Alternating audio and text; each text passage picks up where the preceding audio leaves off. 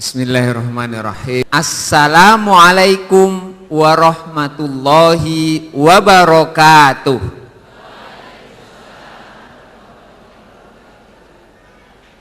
Alhamdulillahi hamdan mubarakan fih wa nusalli wa nusallimu ala Muhammadin sallallahu alaihi wasallam.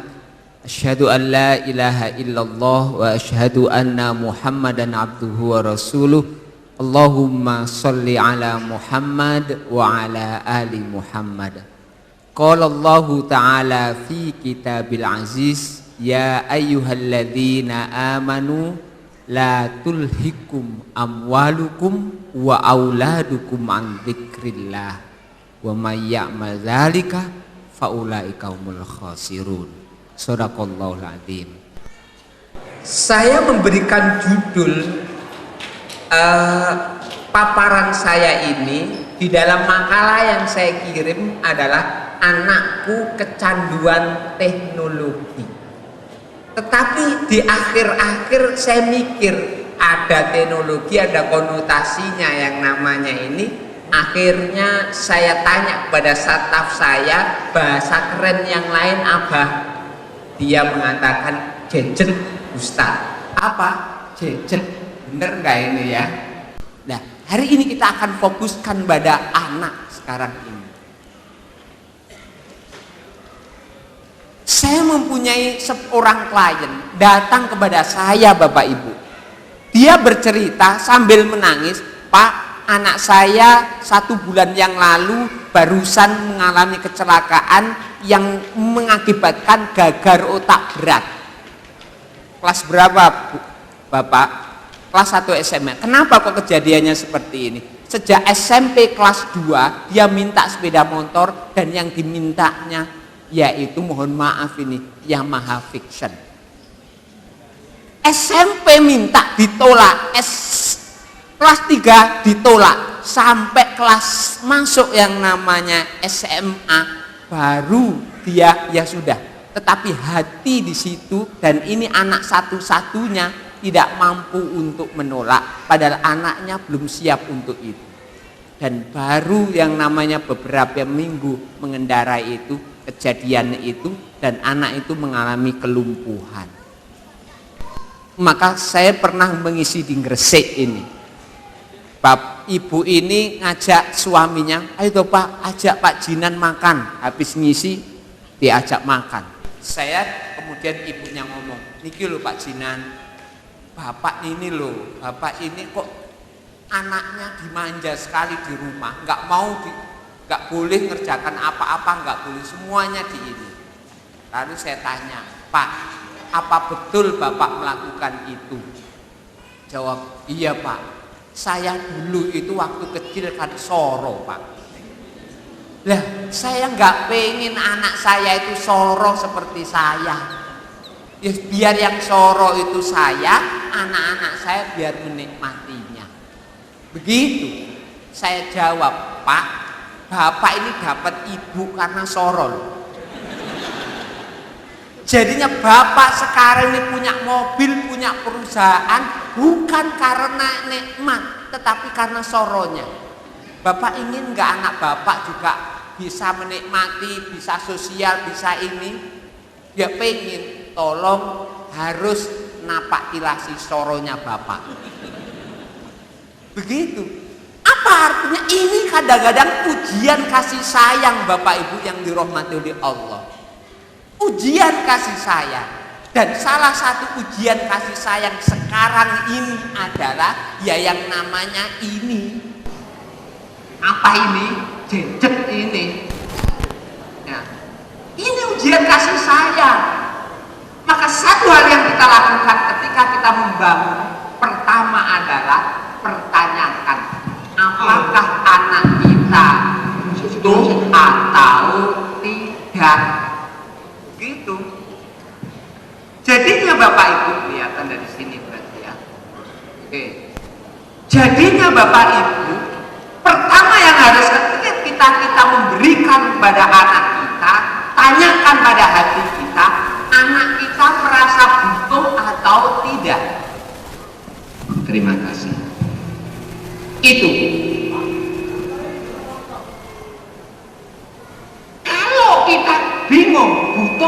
butuh enggak, suruh anak kita membuat proposal permintaan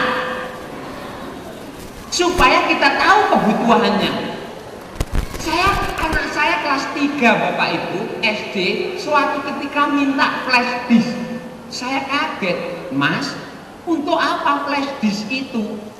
Pokoknya belikan. Lah, Mas kalau ngomongnya pokoknya belikan, ya saya ngomong pokoknya tulis alasan. Begitu. Maksudnya tolong tuliskan alasan kamu itu butuh yang namanya flash disk itu, membuat proposal. Jadi dia menulis satu, untuk mengopi PR dari sekolah, untuk mengopi game dari teman. Dia tulis begitu, untuk mengkopi gambar dari internet. Sampai 5 seingat saya. Saya tanya, Mas, PR-mu apa enggak ditulis? Enggak, Bi, ada di blog sekolah. Ya wes, saya terima alasan pertama. Yang kedua, ngopi game apa, Mas? Itu temen-temenku itu lebih daripada aku ini, banyak game yang bagus, bener. Ya wes, begitu. Apa artinya? Kita setiap memberi anak apapun, apalagi gadget, televisi, macam-macam, ayo kita berangkat dari butuh enggak anak kita. Kenapa masalahnya? Supaya kita membangun karakter pada anak, bahwa mereka nanti setiap memiliki sesuatu bukan karena kesenangan, tetapi terbangun karena dia membutuhkan itu. Jadinya Bapak Ibu yang dirahmati oleh Allah, yang pertama adalah yang kita harus ini adalah, ayo kita dasari adalah berdasarkan butuh. Yang jelas di dalam kehidupan kita juga harus menjadi contoh. Setiap memiliki sesuatu bukan karena alasan kesenangan, tetapi karena alasan memang ada kebutuhan yang harus memiliki itu. Coba kalau anak suatu ketika datang, Bi, belikan ini, lalu di otaknya mikirnya, oh aku punya HP, nanti saya bisa foto-foto, oh nanti saya punya HP, nanti saya bisa apa itu, bisa main-main. Apa yang terjadi? Selanjutnya saya pastikan HP itu hanya untuk permainan. Karena apa? Karena hal yang pertama mikirnya adalah HP untuk bermain. Tetapi beda ketika dasarnya untuk apa yang namanya internet, Mas, karena ini dia akan melakukan itu, walaupun sekundernya kadang-kadang yang namanya untuk bermain. Itu yang pertama. Yang kedua, Bapak, saya pengen satu orang wali murid datang ke sini. Silakan, siapa yang mau? Ini mesti orang Jawa Timur ini ya. Paring asmo, Pak? Safik, Pak. Pak Safik ya, Pak Safik. Bapak sudah berani sekali, maka saya kasih buku yang namanya Awas Anak Kecanduan Game, Pak. Terima kasih. Ya, silahkan turun. Terima kasih. Sebentar Pak Safik, sebentar sini lupa saya. Pak Safik, saya punya buku lagi, yaitu Aku Wariskan Moral. Cuma Pak Safik mau nggak ngerjakan sesuatu? Kalau nggak berat saya siap. Kalau nggak berat ya. Oke, sekarang coba pegang yang namanya tembok itu, Pak. Dekat. Iya, Pak Safik. Oke, Pak Safik, boleh nggak Pak Safik saya minta Bapak untuk menaikkan pegangan 1,5 meter, Pak? Kurang sedikit, Pak, 1,5 meter. 1,5 meter Solo itu segitu toh. Oke, kalau saya minta naikkan 30 cm, Pak. Boleh pakai loncat juga boleh loh, Pak. Ya, kurang sedikit, Pak. Bisa pakai loncat, Pak. Oke, terima kasih, Pak. Ini yang kedua ini. Oke, salaman dulu, Pak. Bukunya 2 ya, salamannya 2. Sebentar Pak Safik, saya tanya. Bapak ketika yang namanya menerima buku yang pertama, dengan bingung nggak Bapak? Suruh ke depan kasih buku. Bingung, Pak. Bingung ya. Iya. Lalu ketika menerima buku kedua, Bapak lebih nyaman mana? Lebih nyaman yang kedua. Kenapa lebih nyaman yang kedua? Karena ada kerja kerasnya, Pak. Ada kerja kerasnya. Terima kasih Pak, silahkan duduk. Oke. Bapak Ibu, apa artinya? Jangan pernah kita memberikan apapun, gadget apapun kepada anak kita gratisan.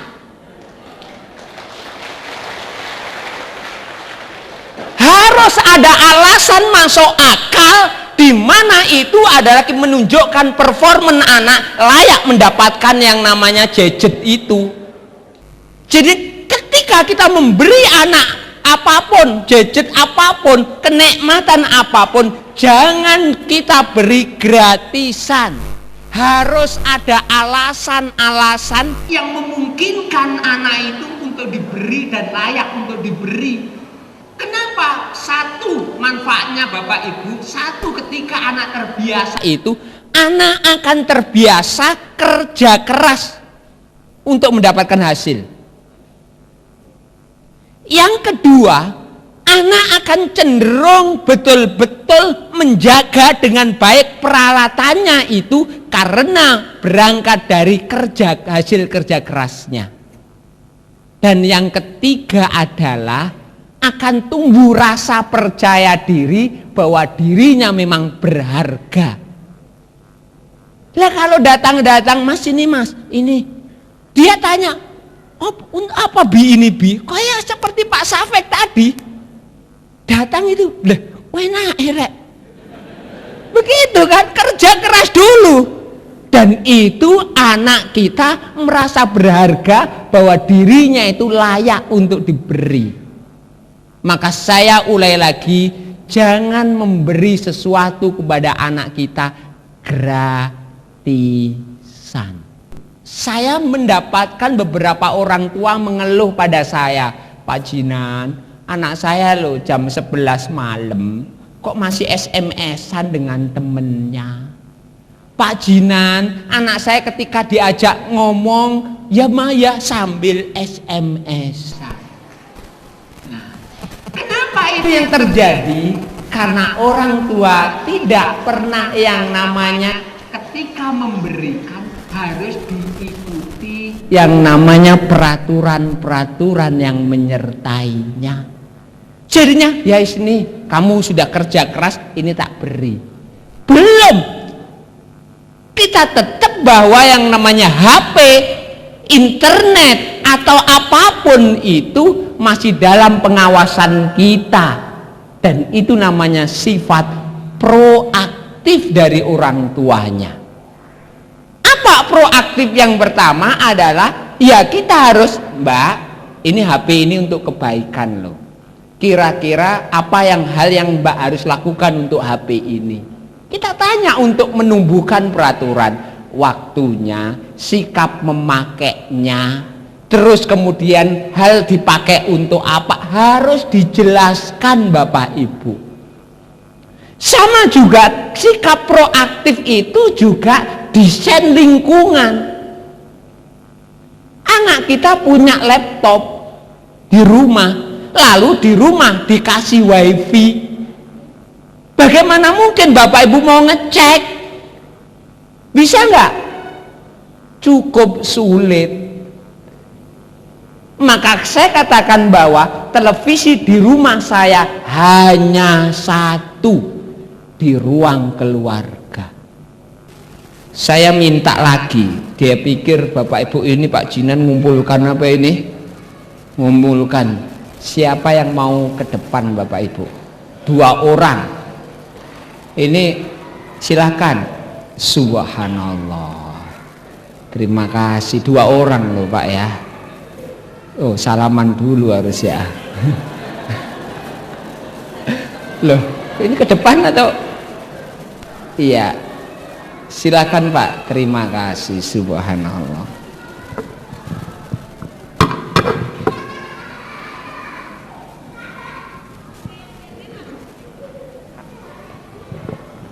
Ini Jawa Barat ini. Saya Hani. Oh? Oh, Hani. Subhanallah. Gitu Ustadz ya. Iya Ustadz, saya ngontori juga. Ustadz, antum aja Ustadz ya. Kita sing paling gak enak iki. Kuku aku. Gitu Ustadz ya. Oke, terima kasih. Silakan duduk Ustadz. Nggih. Disimpan jadi jimat. Ibu-ibu ada yang mau? Silakan, satu aja. Ada yang lain? Oh, adik kecil aja, silakan. Ayo, ini loh. Ada yang mau? Ya Ustaz, ada? Silakan Ibu. Oh adik, ya terima kasih. Subhanallah. Kalau ini perlu ditanya ini. Adik namanya siapa? Sani. Hah? Sani. Hani.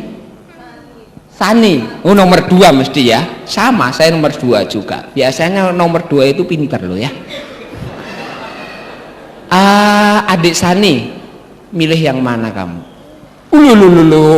Pilihannya apa itu? Silver Queen. Silver Queen. Loh, ketoke di rumah jarang dibelikan Silver Queen ini ya. Oke, Dik Sani, kenapa milih Silver Queen? Enak, coklatnya enak. Coklatnya enak. Saya tanya, Adik Sani sedang ini enggak batuk enggak? Sedang batuk. Iya. Kalau makan Silver Queen kira-kira jadikan batuk enggak? Jadi. Kira-kira maunya kalau ngambil ini makanya kapan? Hari ini atau besok atau nanti? Besok ya? Bener ini, janji sama Ustadz ini. Oke, silakan diambil. Ya, terima kasih. Kita free plus dong. Bapak Ibu yang dirahmati oleh Allah, mari kita perhatikan. Saya bertemu dengan Ustadz Hanif dan yang kedua adalah Sani. Kalau kita ini sebagai anak, dengan ini ada tawaran langsung dikasihkan, lalu dengan kamu milih yang mana? Kira-kira nyaman mana kira Bapak Ibu? Nyaman memilih yang mana? Kalaupun menolak, tadi sebenarnya ingin menolak tapi nggak sampai hati, podo nomor 2 nih, batuk, kan begitu kan? Itu kita bisa kita arahkan. Gimana kalau ininya nggak hari ini, besok aja, sekarang ngambil yang lain dong. Itu seperti itu. Dan disinilah namanya kemandirian untuk dia itu mengambil yang namanya keputusan. Anak saya sekolah di sebuah sekolah namanya Al-Hikmah, masuk yaitu 19 juta. Di Nur Hidayah berapa? 6, ya wis meh podo lah. Berarti kalau di sana nasi bungkus itu harganya 6.000, di sini 2.000 dengan kualitas sama. Karena kualitasnya sama dengan Al-Hikmah sama Nur Hidayah di sini ya. Luar biasa. Dari membaca Al-Qur'annya tadi, ya Allah. Dulu aku kecil gak sepasih arek iki loh ya. Jadinya R-nya itu kalau kita R gitu, kalau anak kan yarji'un, masih ada rada gaya-gaya sedikit R-nya itu. Itu luar biasa. Bapak Ibu, apa konsekuensinya? Kadang-kadang teman-teman anak saya dari kalangan menengah ke atas, di mana otomatis dia datang dengan yang namanya sepatu, dia datang dengan gesper, dia datang dengan apa itu bermerek. Sementara anak saya plot maksimal harga sepatu 80.000, temennya 250. Disinilah tantangannya. Apakah anak kita merasa yang namanya berharga dengan aksesoris itu, atau berharga karena dirinya memang layak dihargai? Apa maksudnya Bapak Ibu? Ayo bangun yang namanya kebanggaan anak, bukan karena peralatan-peralatan yang dia pakai, tetapi bangun kebanggaan anak dengan karena dia itu melakukan kebaikan atau karakter yang bagus. Ini tanggung jawab kita Bapak Ibu. Apalagi di sekolah seperti ini. Saya kira di lingkungan yang namanya Solo ini Nur Hidayah cukup mahal, betul? Dan salah satu penyakitnya adalah anak membanggakan yang namanya aksi yang sifatnya aksesoris. Dan mohon maaf Bapak Ibu, kadang-kadang anak saya rela sepatu itu 2 periode dilakukan supaya tahun depan itu bisa dikumpulkan harganya menjadi Rp150.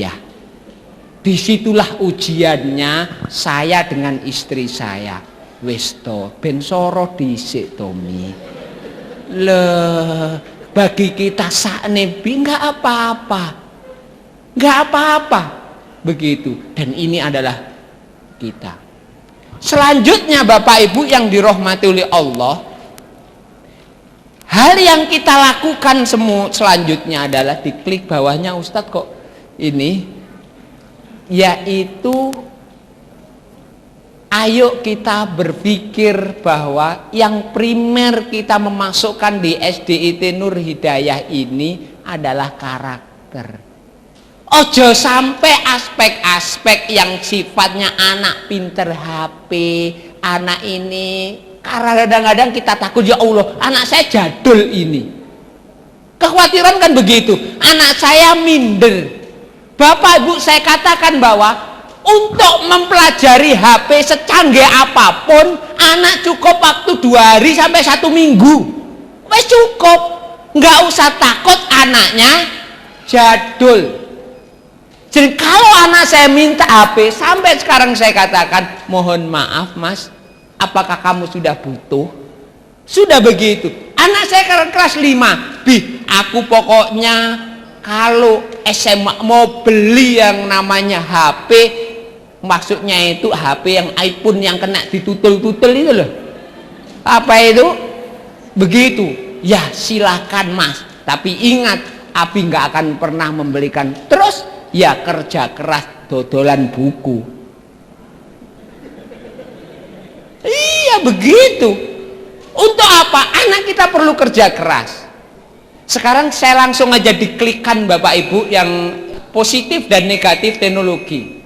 Saya kira kalau positifnya banyak. Wallah, saya akan stres ketika anak tanya, Bi, aku harus mencari nama-nama sama gambar rumah-rumah adat seluruh Indonesia.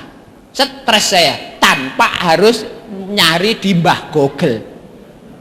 Iya kan? Itu mempermudah. Ini positif negatif. Selanjutnya coba negatifnya. Mari kita lihat masalah pornografi. Klik coba gambarnya.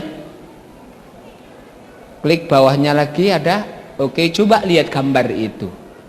Pernah menyangka ini? Sekali lagi Ustadz, klik lagi biar tahu. Ada enggak? Ya. Ini ada di game, klik bawah, oke. Jadi gambar yang seperti itu ada di game-game anak kita. Jadi jangan pernah berpikir bahwa anak kita steril dari itu. Sementara kita tidak mampu untuk melepaskan ini. Piye kalau anakku itu melihat, lah wong sayang lihat aja bermasalah kok. Iya kan? Karena masih normal loh ya. Nah iya. Anak bagaimana ini? Dan itu ada di dalam games anak kita. Serangannya begitu dahsyat. Selanjutnya Ustadz, kekerasan coba. Jadi begitu itu ada di game dan kemudian diinjak-injak berkali-kali. Kenapa kok ada beberapa pembunuhan yang dilakukan anak-anak setingkat SMP dan begitu sadis? Mereka mereview kembali yang namanya muatan pikiran bawah sadar karena mereka terbiasa game dengan itu. Selanjutnya Ustadz, gambarnya coba kita lihat. Selanjutnya Ustadz, coba kita lihat. dan itu terasa betul. Jika kalau ada pembunuhan yang sadis-sadis terjadi sebelumnya belum terjadi, karena memang ada media yang merangsang pikiran bawah sadar anak untuk melakukan seperti itu. Bapak dan ibu-ibu yang dirahmati oleh Allah, selanjutnya adalah bahwa fenomena anak remaja kita satu.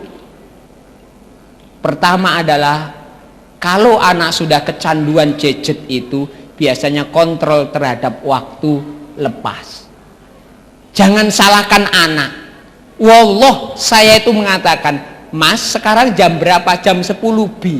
Kamu harus pulang jam berapa? Jam setengah 12. Saya ingatkan, jam setengah 12 Mas ya. Iya ya Bi, jam setengah 12 Mas ya. Iya. Dan Anda tahu bahwa ketika jam setengah 12 saya ingat itu, gak teko-teko anakku sampai azan jam 12 kurang seperempat, gak kedengaran. Saya akhirnya mencari itu. Ketika mencari, dia begitu fokusnya padahal adzan terdengar keras. Akhirnya saya katakan, Mas, pulang Mas. Dan ketika dia keluar dari seperti itu, dia seperti orang baru lahir, baru sadar, ya Allah, sudah azan Tobi. Gak sadar itu. Oke, kita akan masalah ini kita akan bahas nanti solusi-solusinya, dan saya akan berikan kembali kepada Bu Lisda. Terima kasih.